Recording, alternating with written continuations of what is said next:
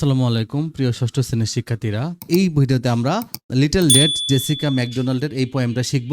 Once there was a girl, একটা মেয়ে ছিল, her name was little red, তার নাম ছিল লিটল রেড।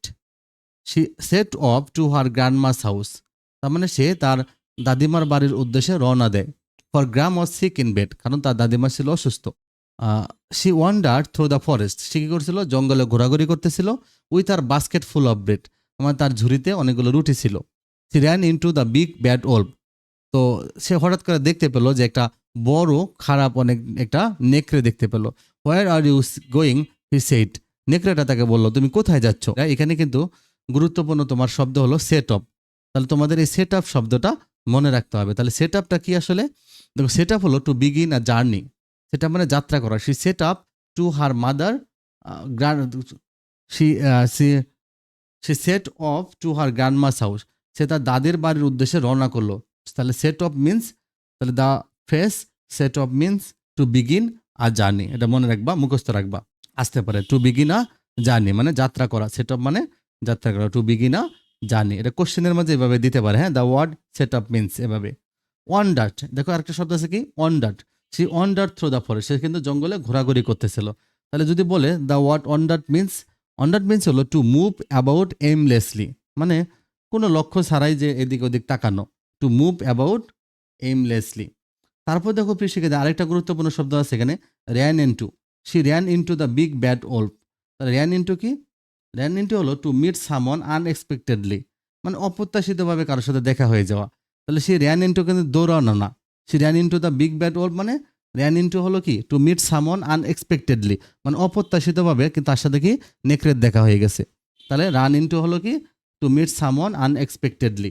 তাহলে এটা তোমরা মনে রাখবা, তিনটা খুবই গুরুত্বপূর্ণ। এগুলো দেখে তোমাদের আসতে পারে, প্রশ্নের মাঝে আসবে যে the word, what is the phrase the run into means, এভাবে বলবে তোমাকে, তখন লিখবা run into means to meet someone unexpectedly. যদি বলে what is the word the wandered means, তাহলে তুমি লিখবা wandered means to move about aimlessly.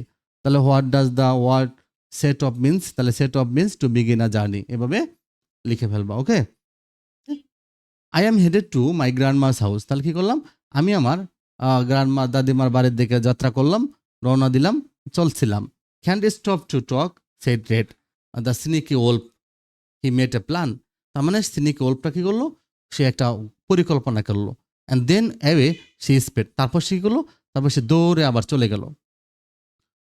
তো when Red got to her grandma's house, যখন রেড কি করলো, যখন রেড বললো কি যে when Red got to her grandma's house, যখন সে তার দাদিমার বাড়িতে গেল, পৌঁছালো, she saw her there in bed, সে তাকে কি করলো, বিছানায় শুয়ে থাকতে দেখলো।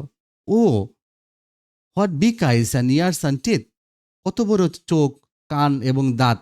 You have upon your head, তোমার মানে মাথার উপরে এত বড় বড়, তার মানে কি হলো যে তোমার এত বড় চোখ, হ্যাঁ, কান, দাঁত দেখা যাচ্ছে। আসলে ওই নেকড়েটাই কি করছে, নেকড়েটাই ভান করতেছিল তার দাদিমার, বুঝছো। সে কি করছে, সে দৌড়ে গিয়ে তার বাড়িতে গেছে, দাদিমার বিছানায় সেই নিজেই শুয়েছিল। Okay, the better to eat you with my dear, বলছে যে, তখন সে বলছে যে এগুলো তোমাকে খাওয়ার জন্য। The hungry wolf just said, সে বলল প্লিজ ডোন্ট ইট মি, আমাকে খেও না। Said Little Red, Little Red বললো যে আমাকে খেও না, just eat my bread instead, তুমি শুধুমাত্র আমার রুটিগুলো খাও। তাহলে এখানে কয়েকটা গুরুত্বপূর্ণ শব্দ আছে, তোমাদের এগুলো মুখস্থ করতে হবে। যেমন headed to, headed to means কি, হিডেড টু মিন্স হলো to go in the direction of a particular place. I am headed to my grandma's house, মানে আমি কি করলাম, আমি আমার দাদির বাড়ির দিকে গেলাম। তার মানে এটা একটা হেডেড টু হলো কোনো একটা নির্দিষ্ট দিকে। তাহলে two go in the direction of a particular place, মানে একটা নির্দিষ্ট দিকে যাওয়া। আর এখানে সে দাদিমার বাড়িতে গিয়েছিল। দ্য সিনিকি ওল্ফ, এখানে সিনিকি শব্দটা মানে কি, দেখো সিনিকি শব্দটা হলো means that the wolf is cunning in its action, আসলে কিন্তু সে তার কাজের দিকে অনেক বেশি সে ধূর্ত ছিল। তাহলে সিনিকি মিন্স, তাহলে যদি বলে যে the sneaky wolf, here the sneaky means কি, sneaky means that the wolf is, এখানে কানিং ইন ইটস অ্যাকশন, সে তার কাজের দিক দিয়ে অনেক বেশি কানিং মানে ধূর্ত। এবার এখানে কি ছিল দেখো, and then she away he sped, sped মানে তাহলে কি, স্পেড মানে হলো যে টু মুভ কুইকলি। এই স্নেকি ওল্ফটা কি করছিল, দৌড়ে তার দাদির বাড়িতে চলে গেছিল, তার আগেই চলে গেছিল, মেয়েটার আগেই চলে গেছে। When Red got to her grandma's house, এখানে গট টু কি, গট হলো arrived at a particular place. Got to হলো, তাহলে গট টু মানে হলো কি পৌঁছানো, গট টু মানে পৌঁছানো, তাহলে arrived at a particular place. সে একটা যে পৌঁছালো, গ্রান্ডমার বাড়িতে পৌঁছালো, সে saw her there in bed, সে তাকে বিছানায় দেখলো। হ্যাঁ, আসলে আরেকখানে কি ছিল, just eat my bread instead. Instead মানে পরিবর্তে, বলছে যে তুমি এর পরিবর্তে রুটি খাও, তাহলে substitute or alternative to something. Substitute মানে পরিবর্তক, অর অল্টারনেটিভ মানে বিপরীতে, টু সামথিং মানে অন্য কোনো কিছুর বিপরীতে আরেকটা। ইনস্টেড এভাবে বোঝায়। ইনস্টেড হলো কি, the word instead means a substitute or alternative to something. তাহলে এভাবে তোমরা এটা সুন্দর করে কবিতাটা শিখে ফেলবো। ওকে, তারপর নেক্সট দেখো কবিতা থেকে আমাদের কেমন প্রশ্ন আছে, যে what is the name of the main character in the poem. Main ক্যারেক্টারটা কি, the name of the main character is Little Red. Okay, where was little Red going, সে কোথায় যাচ্ছিল, তাহলে Little Red was going to her grandma's house, সে তার দাদিমার বাড়িতে যাচ্ছিল। Why was little Red going to her grandma's house, কেন সে তার দাদিমার বাড়িতে যাচ্ছিল। Little Red was going to her grandma's house because her grandma was sick in bed, কারণ তার গ্র্যান্ডমা ছিল অসুস্থ। What did Little Red carry with her, সে কি সাথে করে নিয়ে যায়। Little Red carried a basket full of bread, সে কি করছিল, একদম রুটি ভর্তি বাস্কেট নিয়ে যাচ্ছিল। এখানে কিছু রাইমিং ওয়ার্ড আছে। হ্যাঁ, আমি এই পোয়েমের রাইমিং ওয়ার্ডগুলো এখানে দিয়েছি, তোমাদের ম্যাচিং আকারেও থাকতে পারে, আবার তোমাদের আইডেন্টিফাই করতে বলতে পারে, অথবা একটা লিখে দেবে আরেকটা তোমাদের লিখতে হইতে পারে। তাহলে তোমরা আমি যেভাবে দিয়েছি এভাবেই তোমরা শিখে ফেলবা। যদি রেট লিখে দেয় তাহলে বেট লিখতে হবে, বেট লিখে দিলে তোমাকে রেট লিখতে হবে, অথবা ম্যাচিং দিলে তুমি রেটের সাথে বেট ম্যাচিং করবা। তাহলে red bed, bread said, Red sped. হ্যাঁ, এখানে রেডের বেড হবে, আবার বেড সেইট, আবার রেডের স্পেট। হ্যাঁ, রেড দুইবার আছে, বেড হেড, আবার হলো কি দেখো রেডের পরে বেড। হ্যাঁ, রেড আগে দিলে তারপরে বেড, কিন্তু যদি হেড আগে দেয় তার আগে কিন্তু বেড হবে। ওকে, হেড আগে দিলে তার আগে তুমি রেড লিখতে পারবা না। তাহলে হেড দিলে এই পাশে হেড দিলে তুমি এ পাশে বেড লিখবা, সেট দিলে এ পাশে সেট দিলে তুমি এভাবে ইনস্টেড লিখবা, আর এ পাশে ব্রেড দিলে তুমি এ পাশে সেইট লিখবা। ওকে, তাহলে তুমি সেইট দিলে ব্রেড লিখতে পারবা না, সেট দিলে তুমি ইনস্টেড লিখবা, কারণ সিরিয়াল মেনটেন করতে হয়। হ্যাঁ, কারণ কবিতার সিরিয়াল অনুযায়ী দেওয়া আছে। How many stanzas are there in the poem, little red. তাহলে এই লিটল রেড কবিতা কয়টা স্ট্যান্ডা আছে, 5। তোমরা কিন্তু শুধুমাত্র সংখ্যাটা লিখে দিবা, লিখবা না যে দেয়ার আর 5 স্ট্যান্ডা, কারণ নমুনা প্রশ্নের নির্দেশনা ছিল শুধুমাত্র লিখতে হবে, নাম সংখ্যাটা লিখতে বলছে। তারপর দেখো প্রিয় শিক্ষার্থীরা, পরের কোশ্চেনগুলো আমি কিছু এক্সট্রা কোশ্চেন তোমাদেরকে দিয়েছি। ওকে, তোমাদের জন্য সুবিধা হয় যে পুরো কবিতাটা সম্পর্কে যে কোনো প্রশ্ন দিলে লিখতে। Who did Little Red meet in the forest, the Little Red met the big bad wolf in the forest. What did the wolf ask Little Red, কি জিজ্ঞাসা করেছিল, the wolf ask Little Red where she was going, সে কোথায় যাচ্ছে। তারপরটা দেখো, how did Little Red respond to the wolf question, Little Red কি উত্তর রিপ্লাই দিয়েছিল। Little Red response by saying she was headed two her grandma's house and couldn't stop to talk, মানে সে বলেছিল যে সে গ্র্যান্ডমার বাড়িতে যাচ্ছে এবং তাকে যেন না থামায়।